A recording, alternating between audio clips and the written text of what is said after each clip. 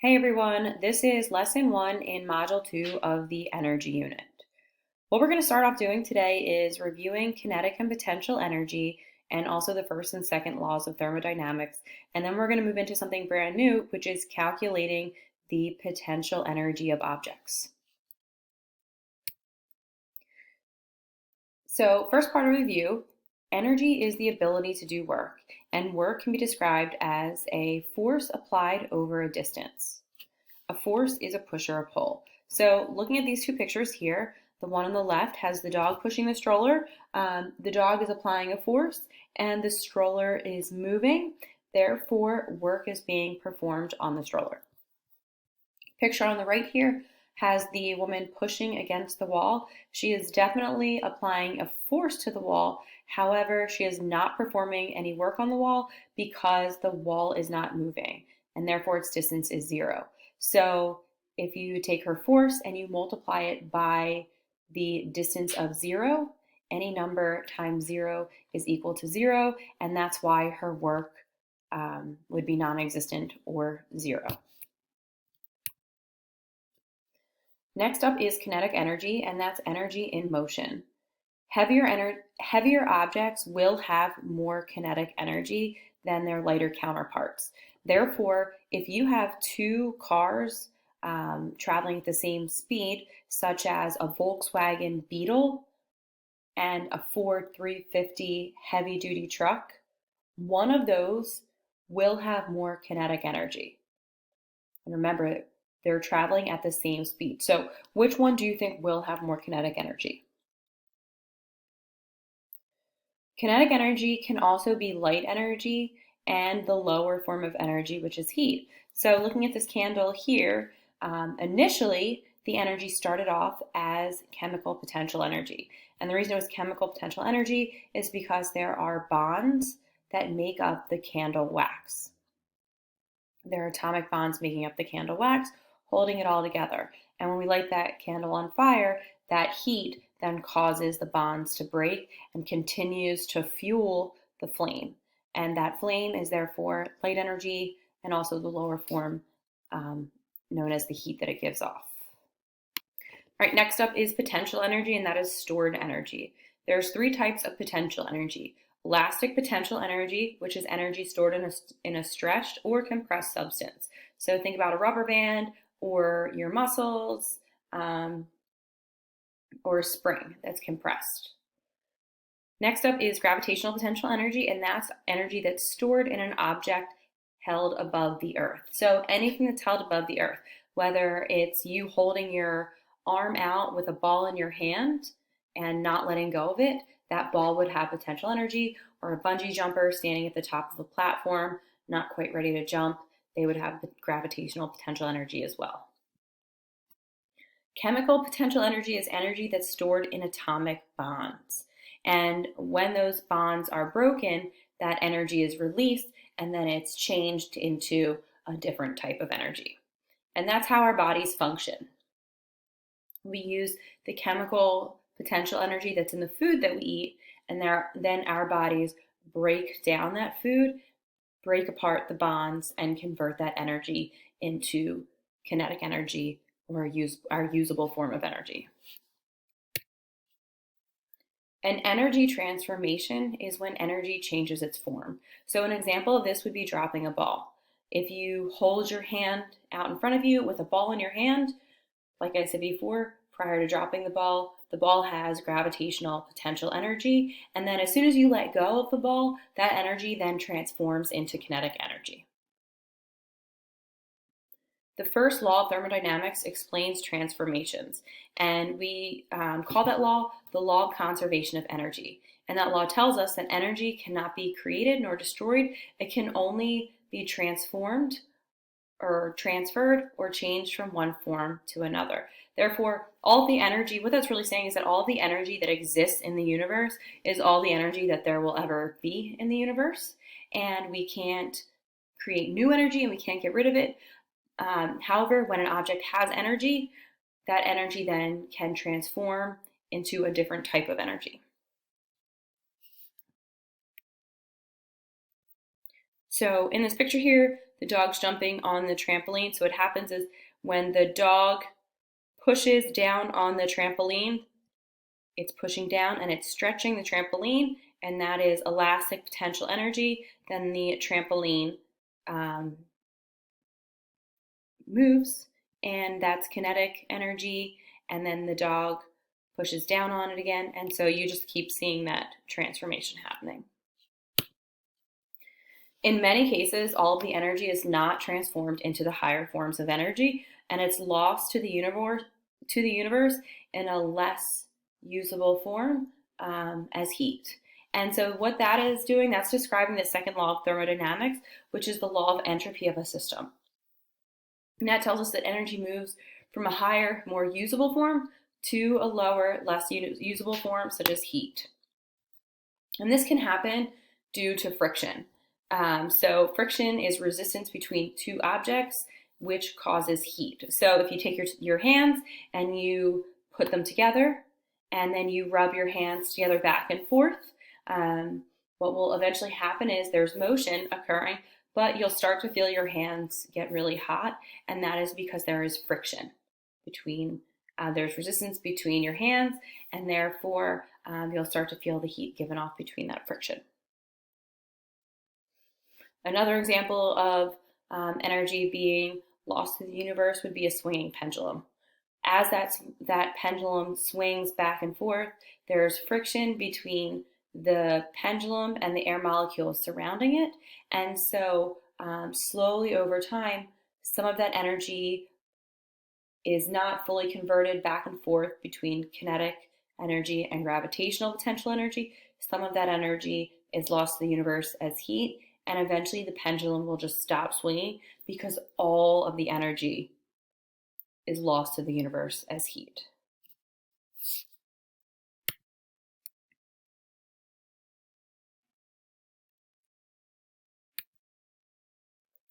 For this next portion, I'm going to show you guys a video, and I want you to think about the following questions as you are watching this video. So you'll see a circle, and that represents something, and then each of the colors within the circle represents something. So you'll try to figure out what they do represent, what happens to the coaster as it climbs the hill, and then what do you notice about the amount of the circle that is filled in once the coaster drops or goes down the hill.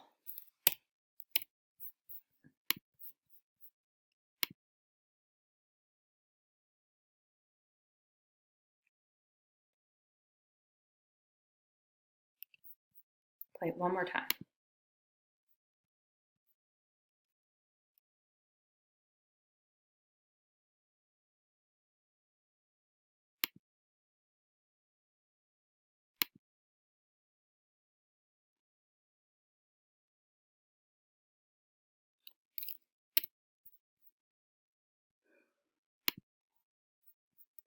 All right, so the circle part, if we go back to it, this circle here, this represents the total energy that the roller coaster has.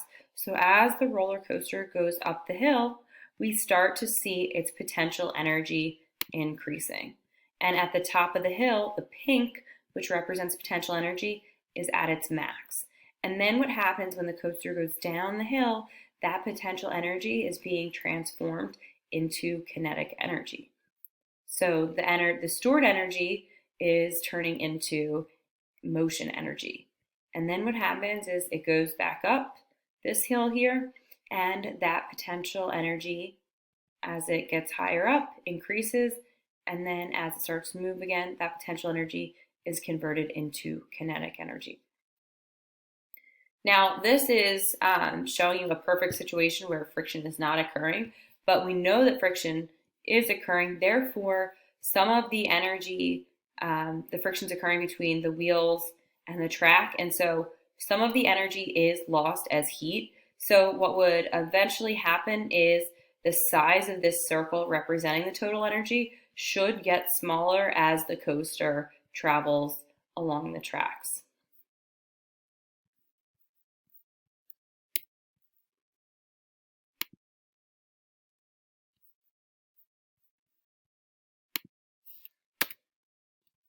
Here's another example of that too.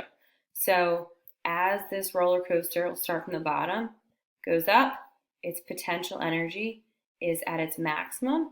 And then once it comes back down and fully drops, all that energy is converted into kinetic. So this here, this loop, is that perfect conversion of kinetic energy into gravitational potential energy, and then back to kinetic energy, and back to gravitational potential energy. And so to relate this to the second law of thermodynamics, there would be friction. Therefore, what would eventually happen is some of that, as it's coming down, the kinetic energy, as it's being transformed, some of that energy is going to be lost to the universe as heat. So it won't have enough energy to convert back into gravitational potential energy. And the roller coaster would eventually not be able to make it up to the top. So it would stop somewhere around here and then just fall back down because it wouldn't have enough energy converted. Okay, so now we're moving into the new portion. And this is what you're going to need to know in order to calculate potential energy problems. So the first thing is energy. These are all the variables. I should have said that before, but these are all the variables that you need to know in order to calculate potential energy. E is energy, and that's the unit used, or the unit used to measure energy is joules. M, the variable M, is for mass, and mass is always measured in kilograms. So we've used kilograms before. Whenever you calculate, you always have to have your unit for mass in kilograms. G is the gravitational acceleration constant. This never changes. G is the same in every problem. As long as you're on planet Earth, the acceleration due to gravity is 9.81 meters per second square. So if I drop something from the Empire State Building, it is going to accelerate towards the ground at 9.81 meters per second due to gravity. H is the variable for height, which we measure in meters. And then lastly, this is the one that would be new. V is for velocity, and velocity is the same as speed. It's the distance traveled over time. And that's going to be measured in meters per second. So velocity and speed are essentially the same thing since we're not giving direction. It's just distance traveled over time. So now we're going to go through the steps for how to calculate potential energy.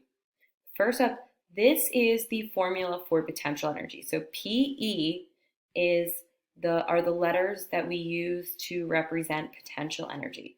And that is equal to mass of an object times the acceleration due to gravity, or just gravity, which is the G, times height. So this is the formula that you will always, always, always use to solve potential energy problems. Now I've made up these steps for you to use to solve potential energy problems. This way you can make sure that you're always going in a sequential order and that you're solving them the right way. So first thing you want to do is read the problem. Then, if it is a word problem, then you write down the variables, identify the variable that you're solving for. Then step 4 is to convert or change units. I'm always going to give it to you in the correct units, so you're not going to actually have to convert. Then you'll write down, step 5, you'll write down the formula that you're going to use, which is always going to be this formula right here, PE equals mass times gravity times height. Step 6, you plug in the values of the known variables into this equation here. 7 is you multiply everything out and you solve. And then last thing, you do not forget to add your units. Always add the units. So now what we're going to do is we are going to solve some potential energy problems. We'll do some together and then you'll do some on your own.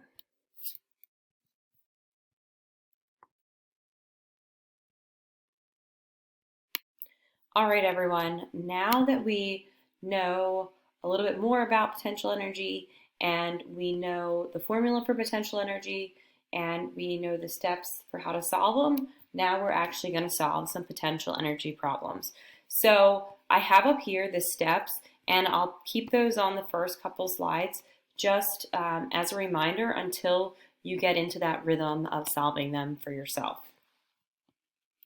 So first thing you want to do is read the problem. Now these are just straight numerical problems. We're going to get some practice with these, and then once we have that practice and that confidence, then we're going to move on to word problems. So reading the problems, going through, my mass is equal to 100 kilograms, gravity is 9.8 meters per second square, and the height is 100 meters. So I have all my variables written down right here. In a word problem, I'd have to go through and actually extract them, but they're all written down. Now, it looks to me like I am solving for potential energy, because that is the one that's not given. I'm going to write that here. Oh, something else that I forgot to mention is make sure that you have a calculator. Right, I'll give you guys a minute. Grab a calculator or take out your phone and use the calculator in there. You don't need a graphing calculator for this, so your calculator on your phone is just fine. All right, back to this. Identified the variable that we were solving for. Step 4, convert or change units. All of my units look good. My mass is in kilograms. That's the correct unit. Gravity is meters per second squared. And height is in meters. All my units look good. Now I want to write down the formula that I'm going to use, which is going to be the same formula the whole time.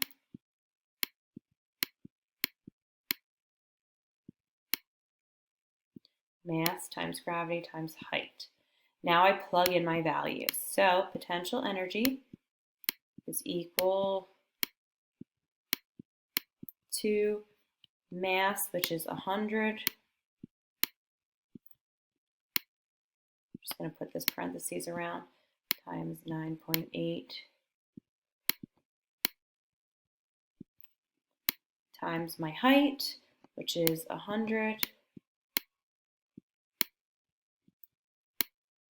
All right, and now I want to plug all of that into my calculator, and you should be doing the same thing with me because you're going to do some on your own.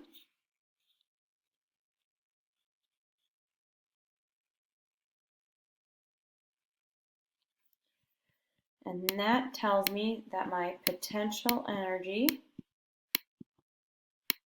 is equal to 98,000. And then the very last thing is add your units. And the unit for energy is joules. All right. So that is how you solve. Let's move on to the next one. All right, let's go through this one together. Read the problem. Mass is equal to 50 kilograms. Gravity is 9.8 meters per second square, and height is 7.5 or 75 meters. My variables are all written down here for me. So I am solving for potential energy. Now, all of my units, kilograms is the correct unit for mass, meters is the correct unit for height, so they're all good. I don't need to convert anything. So I'll write my formula down that I want to use.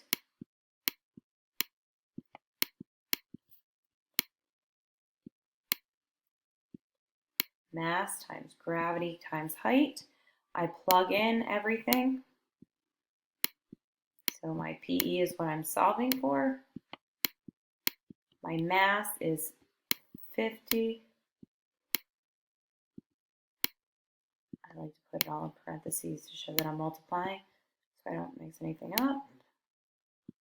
9.8 is my gravity, and my height is 75. So get out your calculator again and plug it all in.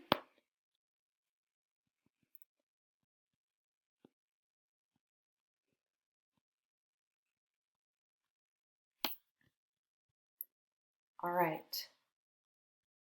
Hopefully you got the same answer as me.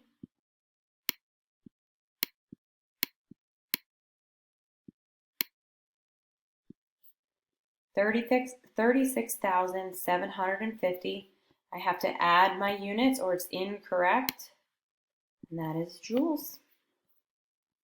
All right, so 36,750. All right, moving on.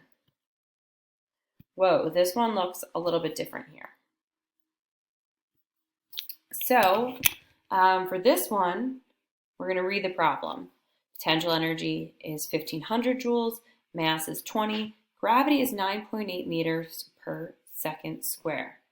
So here are all my variables, and it looks like I am solving for height because that is not given.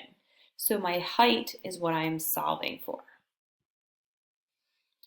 Now I don't need to change any units because my energy is in the correct unit, which is joules, mass is kilograms, and so I can write down my formula. Step 5. PE equals mass times gravity times height. Now I know this looks a little bit intimidating, but as long as we plug everything in right, we'll be in good shape. So plug in the values we know. So my PE is 1,500.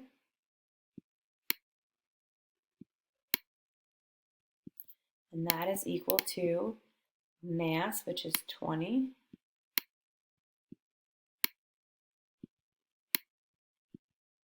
times gravity, which is 9.8, times height, which is my unknown. So let's start to solve this. So first thing I have to do is multiply 20 times 9.8.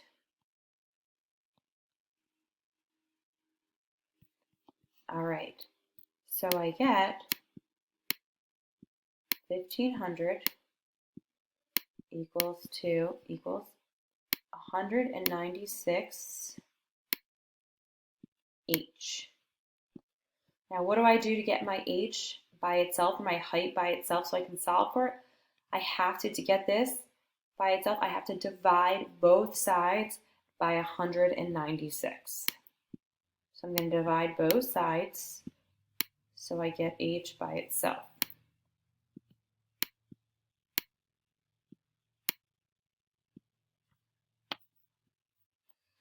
And 1,500 divided by 196 is equal to 7.65. It's in height, so height, I know that has to be in meters, is equal to H.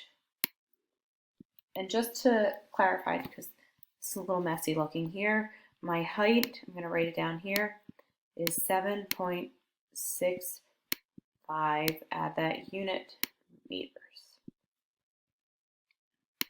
Okay guys, for this very last problem here, before we move on to word problems, I want you to solve this all on your own, right? Go through the steps. So you're going to need a piece of paper, find a piece of paper, and go through the steps and see if you can solve all of this on your own. This is just like the last problem that we did.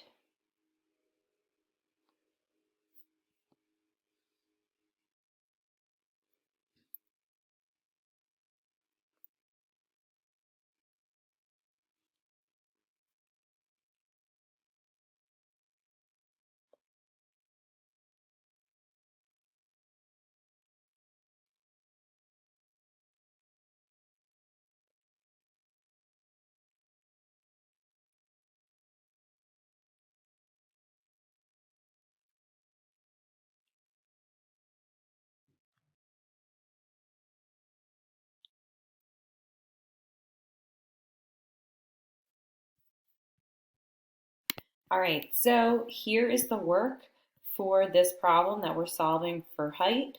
The height is 5.1 meters. So this is just here for you to check your work.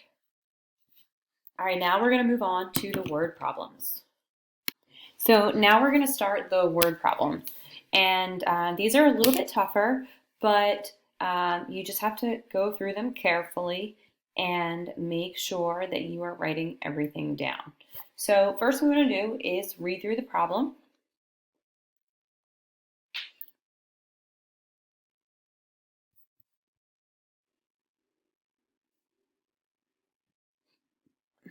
Okay, now that you've read through the problem, we want to go back through and identify some variables.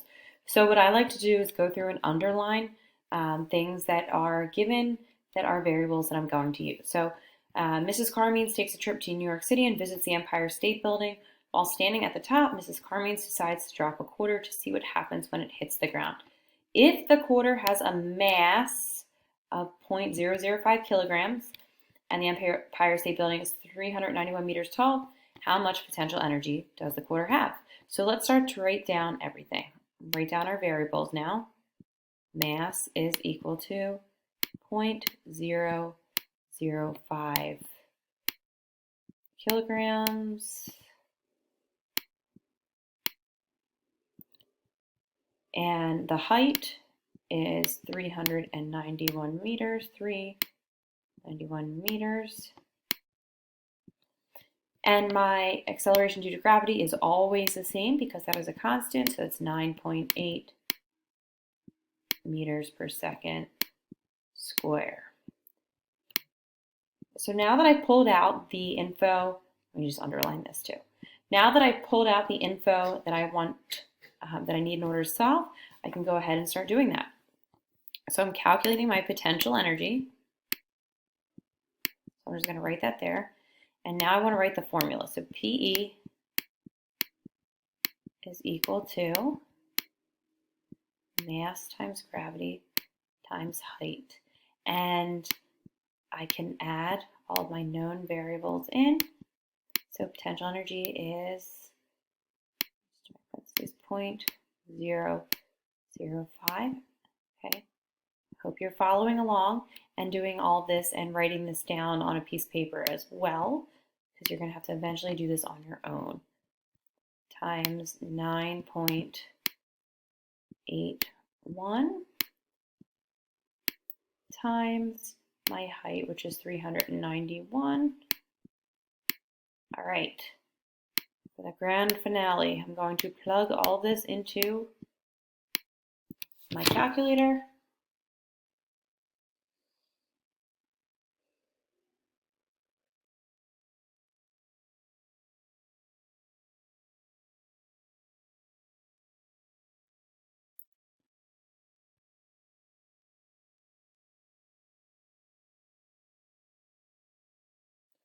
I got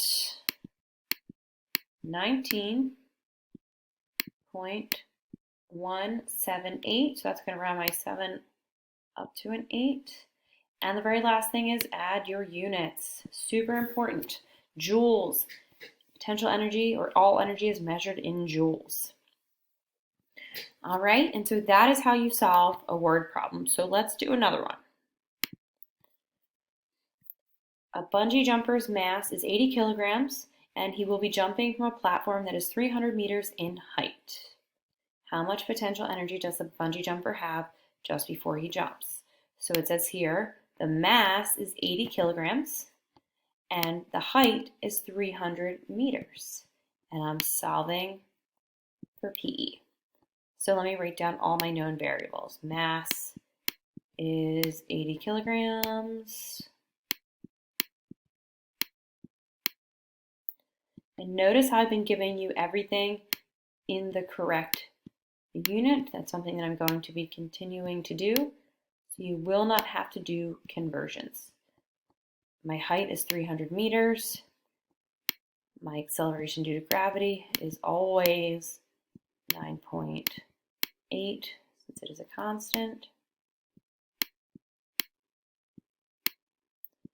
I am solving for potential energy.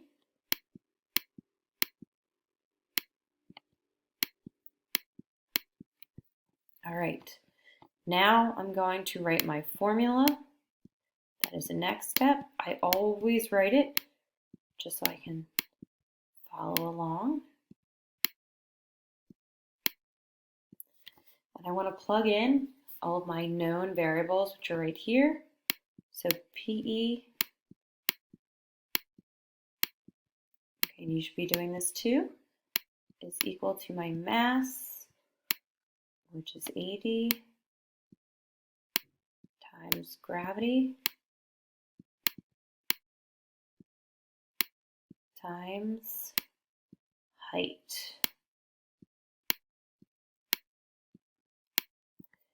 All right, plug it in. What'd you get?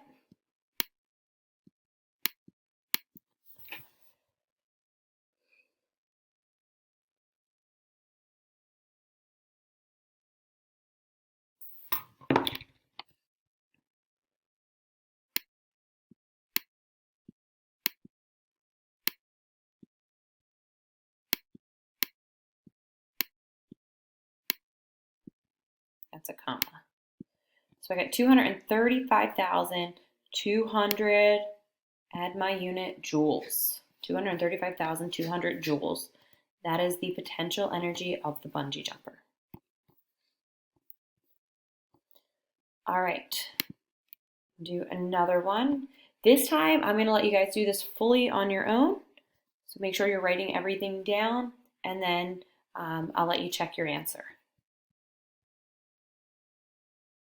Okay, so here is the work. For solving this problem, my answer is the potential energy is 2,915,500 joules. All right, so for this one here, it's a little bit different, and you'll see why in just a moment. So an apple tree is 22 meters in height. If an apple on the tree has 18 joules of potential energy, what is the mass of the apple?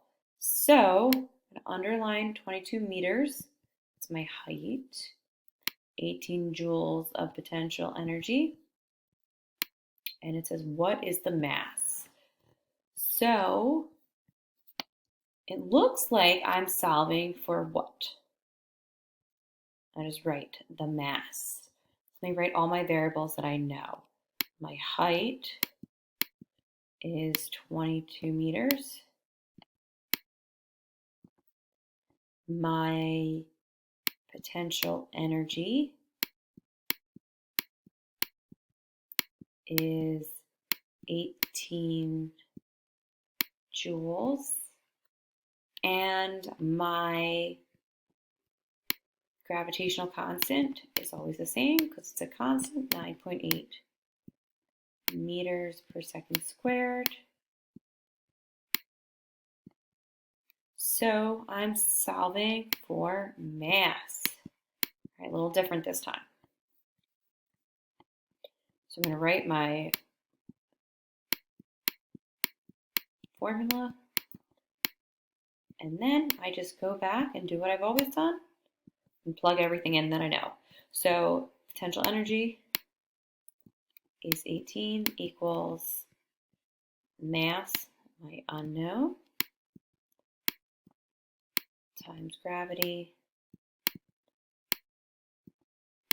times height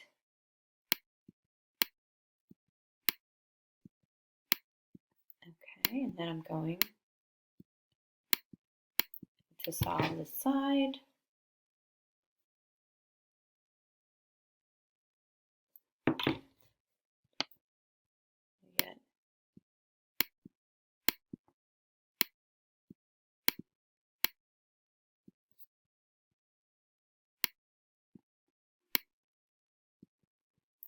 So in order to get my mass by itself and solve for it, just fix that. I have to do what to both sides? I have to divide.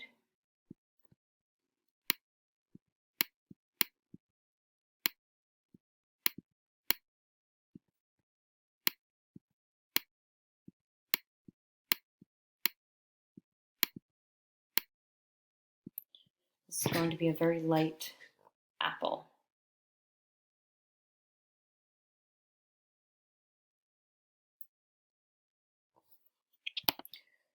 Okay, so I get my mass is 0.08,